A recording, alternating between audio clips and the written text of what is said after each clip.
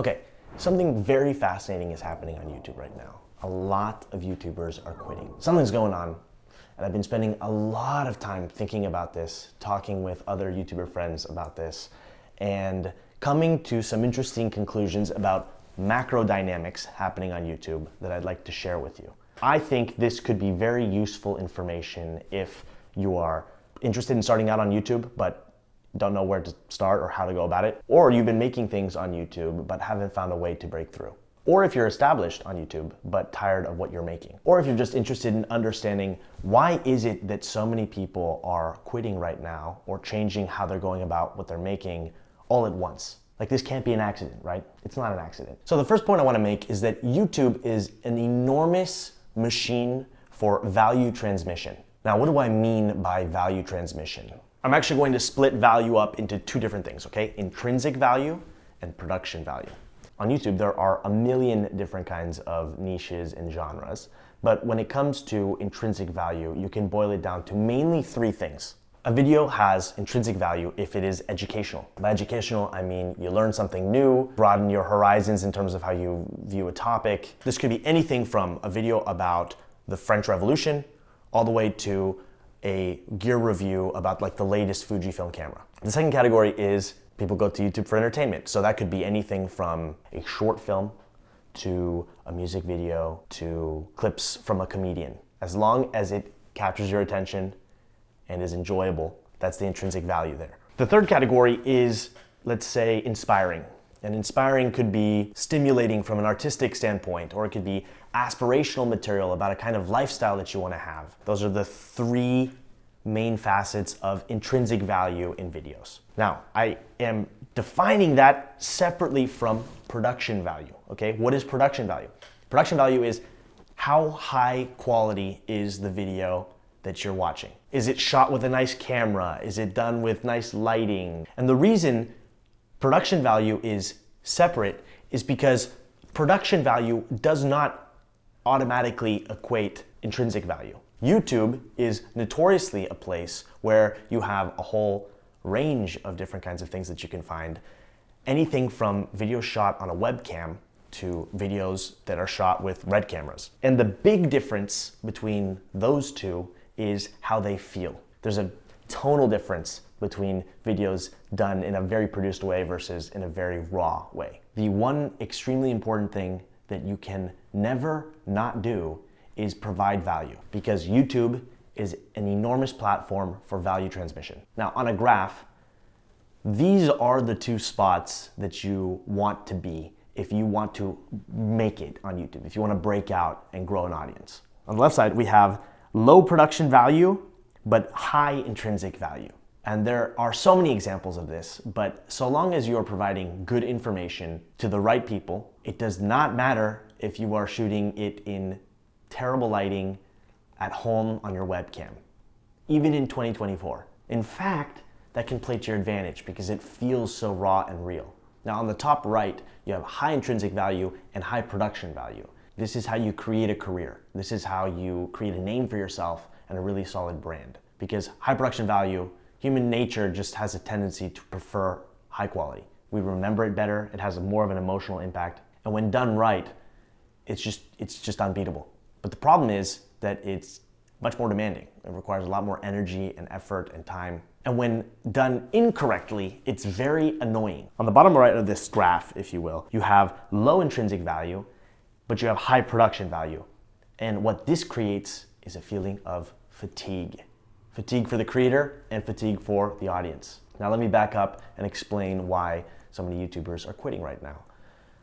Basically, on YouTube, things operate in cycles, okay? This is how it goes in life and in general, but I've noticed that on YouTube in particular, we have these sort of waves or phases that come, that bring a huge amount of energy and excitement, then become saturated, and then fatigue comes in, okay? So maybe the most famous example of this is vlogging, daily vlogging. I mean, there are a million examples, but this is the first one that comes to mind. It was already a format that existed. It still exists today.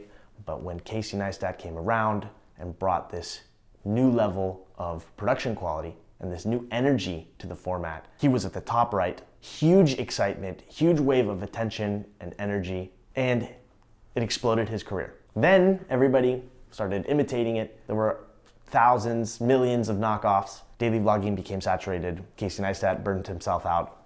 And the format broke down. That wave came to an end. I feel similarly about the self-improvement niche, which is how I came up. You know, my breakout year was 2019, doing a lot of challenges, doing a lot of experiments with different habits and whatnot. It was a great time, you know, and there was a much smaller group of people doing it at that time. And then I think there was a huge amount of excitement and energy around that. More and more people joined in and started doing similar things, and the niche became saturated. It doesn't have that same level of excitement that it used to. Attempting to maintain this high production quality, over time, there's a lot of wear and tear.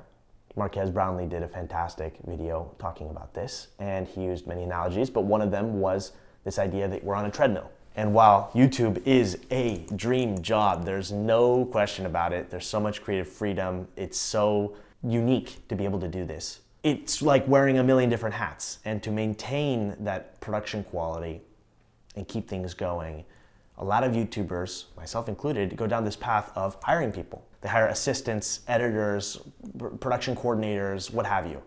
And so many YouTubers end up creating their own little media companies, honestly. The problem is that you're on this treadmill and you're running at a pace that's unsustainable. So eventually you're going to be exhausted. But in many ways, you have to do this because you're attempting to stand out from the enormous amounts of material out there. And crucially, in the life cycle of a trend on YouTube, after that initial phase of excitement where you see a few YouTubers arrive and they have this sort of early arrival advantage, if you will, other people start catching up because they're excited and they begin imitating and that gap closes. And so to distinguish yourself as a YouTuber, you have to put more effort and invest further to be separate from the crowd. So there is that pressure to build your team, to do more, to expand. And that is what leads a lot of people to ultimately end up feeling burnt out and exhausted because they're running too fast on the treadmill. It's really tough because you have to stay fresh. That's the crucial thing. You got to provide value, that intrinsic value. And repeating the stuff that you've already done before leads to diminishing returns. It leads to less and less intrinsic value. Now, being on the upper left of this graph sounds like the perfect sweet spot. If you don't have an artistic impulse like I do, because I like making pretty things, the upper left sounds like the sweet spot because it's easier videos, low production, but providing a lot of intrinsic value. And we've seen on YouTube that you can reach a lot of people by doing that. But that's challenging in its own ways. You have to stand out from the masses because everybody can do that. Everybody can sit down and talk to a camera. So you have to distinguish yourself, and the intrinsic value that you're providing is almost a consequence of who you are or the life that you lead. You gotta be unique in some way. I think it's interesting to see new channels arrive that do well with the high production value and also intrinsic value because they feel fresh and they feel different. Life of Riza is a great example of this. I feel a lot of people feel such a sense of excitement about her channel because it feels different and fresh and it's well done. It's like the perfect combo. And this is creating a lasting impact that is leading to a really powerful core following that she's developing. The trap you fall into if you have low production value, even if there's intrinsic value in what you're making, maybe people find you super funny with like the TikToks that you create, is that because there's so many people doing that, you quickly become that guy that does X or that girl that does X. Instead of being a person with a name, a Marques Brownlee, a Casey Neistat. But there's a place for both of these things because simpler videos, like a video like this one, right? It doesn't need B-roll. I don't need to be doing fancy editing with this video. In fact, if anything, that's really distracting and detracts from the intrinsic value I'm trying to provide here, which are ideas about the macro dynamics of YouTube. I think it's very helpful to pay attention to all of this so that you can be thinking about what kind of tone you want your videos to have. The way I see my main channel versus my second channel, and this is the case for a lot of YouTubers, is that when you watch a video on my main channel, because of the production value, because of the time and effort I pour into it, it's like watching me perform on stage. And when you watch a video like this one, on no backup plan, where I'm just sitting and talking for the most part, it feels a lot more like you're in my living room and we're just having a conversation. There's a huge tonal difference between the two. And I am making a conscious effort to be on the extreme ends of the spectrum, either super high production value in a way that stands out, or very simple, very intimate, very raw, very direct. I feel that a lot of people get stuck somewhere in the middle. Now, for those of you that are like, dang, okay, well, I don't have the skills necessarily to be able to really stand out from a high production value standpoint, how do I go about this then? Everybody's career trajectory is going to be different. But I think back on when that wave of daily vlogging was in vogue, when there was such excitement about it, right? I, at that time, did not yet have the skills to be able to stand out and distinguish myself from a production quality standpoint. I was too young and I didn't have the experience. So I missed that wave. I started my channel in 2015. You know, I made a lot of videos for the first few years, not knowing what I was doing. And then I started working in the film industry and learning a lot about video production. And when 2019 came around and a new wave and sort of new format was in demand, I was ready at the right time in the right place. A lot of YouTube comes down to luck. Besides the effort and energy that you have to put in, the desire, the passion, there's also luck. But a part of the luck is timing. And a part of the timing you can control and prepare for. Because if you know there are cycles taking place on YouTube, you can begin developing the skills and preparing yourself for the next time there's an opening and tastes change or there's a shift in what people are looking for. It's just something to be mindful of. I know for myself, I'm in a phase right now where I need to reinvent. I need to change what I'm doing. That's why I made that recent video on this channel about how a chapter in my life has ended and I'm in a new phase right now. I'm approaching my videos in a little bit of a different way. And if you've seen my recent videos on my main channel, I think you'll see that they look different. I'm shooting them in a different way. I'm experimenting. I want what I'm doing to feel fresh. I want to generate that excitement again. But it's really demanding. And so I'm in a phase right now where I'm looking to go at the right speed on the treadmill. That might mean I post a little bit less often on my main channel, but I love creating things and I love that direct connection that YouTube can provide, which is why I might be showing up more often on this channel. If it's just me sitting down and explaining ideas, that's not so bad. That's so much less demanding than some of the other stuff I've done. And if you're starting out on YouTube, I really think it might be not such a bad idea to start with low production quality, but focus on high intrinsic value. Just practice organizing your ideas and presenting them. This also will help you create your systems for making videos, right?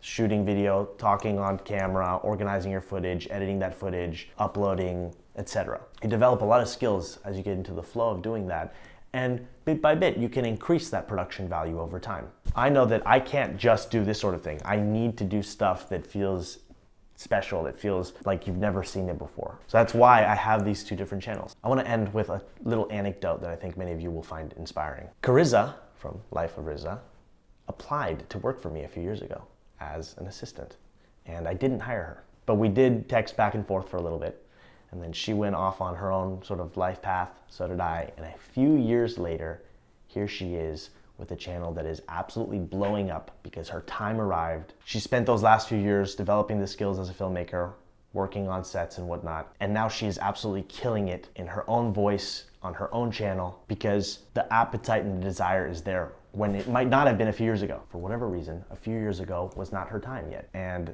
that time came. There are always going to be opportunities on YouTube. There are always going to be opportunities in life. Change is continually happening. And I truly believe if you can look at things from a macro perspective and bide your time and invest in yourself and develop the skills, your time will come. Play the long game. It took me 4 years to take off on YouTube, and I had absolutely no idea that I'd end up doing the things that I've done. I think this is a very exciting time right now on YouTube. It's time to experiment. Thank you for watching, and I'll see you very soon. So while I have your attention, I want to briefly talk about and invite you to join my film and editing course, Frame by Frame. If you'd like to become a video editor or creator, and you'd like to learn about both the artistic side and the technical side of making amazing videos, then this is the course for you. Video editing, and by extension, capturing moments that you can edit to transform into beautiful little films that you're proud of, is the core skill that has most benefited my filmmaking career. And this course has all of the things that I've learned over the years that I've been a video creator, an editor, filmmaker, all in one place. There are over 100 lessons, over 20 hours of material where I cover everything from total beginner level, you've never edited something in your life, all the way to some very advanced techniques. The course also includes a full module on my script writing and video development process. I have an entire section just on shooting and the gear that I use and how to get artistic shots and so much more. This goes way beyond a traditional editing course. I really want to make sure that you are equipped with the tools that you need to make really great videos, no matter what your starting level of ability is. So if you'd like to start or deepen your journey as a filmmaker, a video editor, or creator, consider joining Frame by Frame. This is everything that I know over a decade of practicing this craft, and I'd love to share it with you. And now, I'll just leave you with the trailer for the course. Write your script. Shoot footage. Now that you have footage, edit it. Color it. Review. Stress. Repeat. Write. Shoot. Edit. Color. Analyze. Stress. Repeat. Again. Write. Shoot. Edit. Color. Analyze. Again. Write. Shoot. Repeat. Is this what creating a video is about? Is this what it means to tell a good story? Filmmaking's hard, I'm not gonna lie to you. It's a medium that will push you. But when it's done right, it's a mind-altering, world-expanding experience. This is my drug of choice. I'm addicted to the feeling of having an emotional impact with the things that I make. It's what drives me to keep creating after so many years. And telling stories this way fills me with wonder. That's why I created Frame by Frame, a course on how to navigate the choppy waters of creating videos on the internet. Every stage of the process, an in-depth dive into my best practices for writing, shooting amazing footage from your life, and editing it so that the unique story only you can tell comes to life. The truth is, filmmaking, when done right, gives you new eyes, a new way of looking at life. Yes, you need these technical skills, the fundamentals of filmmaking.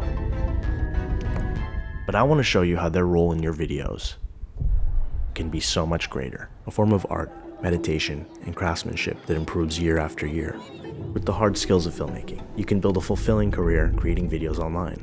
The doors these skills can open are far more numerous than I could have ever thought when I began my own journey as someone who wanted to make beautiful things and tell stories. What I'm saying is, there is room for you.